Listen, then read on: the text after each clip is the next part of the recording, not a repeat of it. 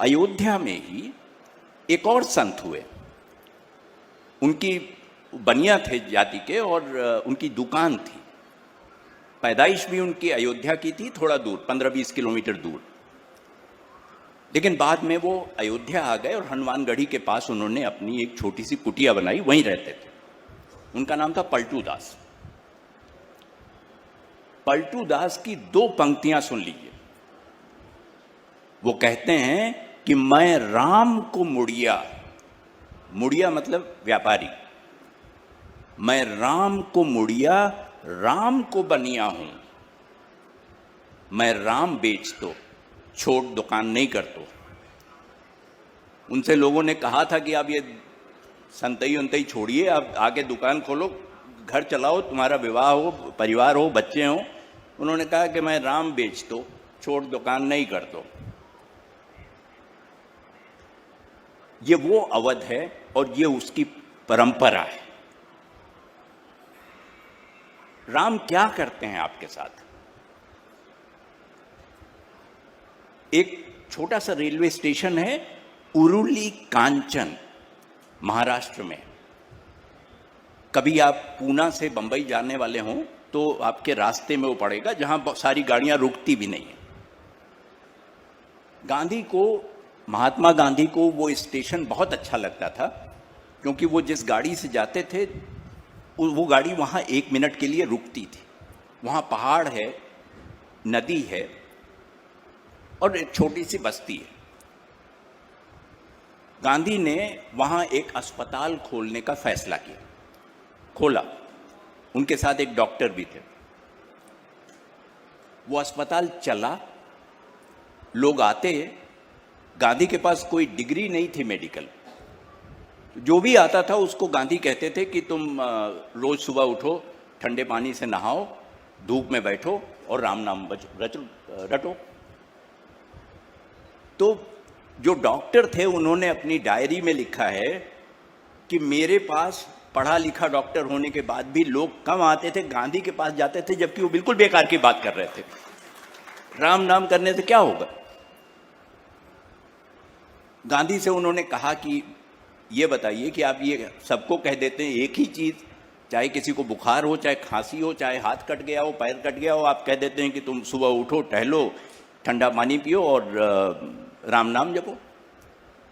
तो गांधी ने कहा कि देखो, मैं ये जानता हूं कि राम नाम जपने से किसी का कटा हुआ हाथ दोबारा नहीं जुड़ेगा, मालूम है मुझे, लेकिन इससे उसे वो शक्ति मिलेगी कि हाथ कट जाने के बाद वो जीवन आगे कैसे ले जा सकता है। राम वो करते हैं आपके साथ।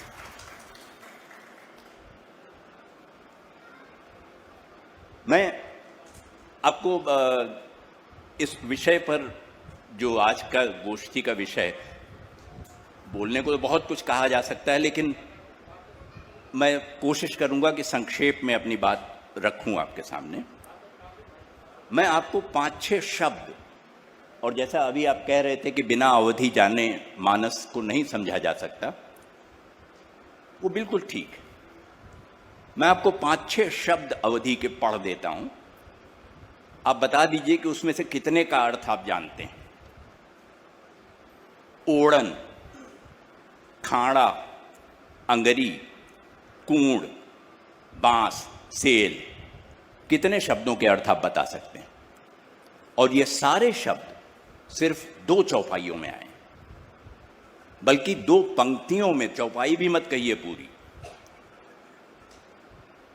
इसका जो प्रसंग है वो भरत के आने का है, जब वो भारद्वाज मुनि के आश्रम के पास प्रयागराज पहुंचते हैं और निषाद राज गुह को लगता है कि ये शायद अपने भाई को मारकर निष्कंटक राज करना चाहते हैं, इसलिए आए हैं। तो वो अपनी सेना को तैयार करते हैं। ये उस संदर्भ में है।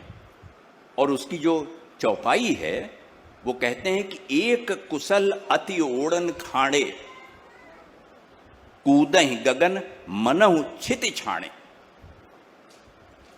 ओड़न ढाल को कहते हैं, किसी हमले से हो बचाव के लिए जो पहना जाता है, जिरा बख्तर, वो ओड़न है। और खांडा अवधि में खड्ग का अपभ्रंश है जिसको तलवार कहते हैं।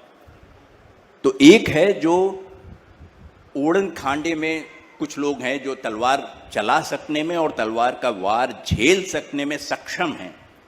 वो इतने प्रसन्न हैं, उछल रहे हैं जैसे उनके पैर जमीन पर है ही नहीं है। कूद ही गगन मन उच्छित छाड़े की, जमीन से कोई संबंध ही नहीं है उनका। और दूसरी लाइन सुनिए, अंगरी पहिरी कूण सर धरही, फरसा बांस सेल सम करही। अंगरी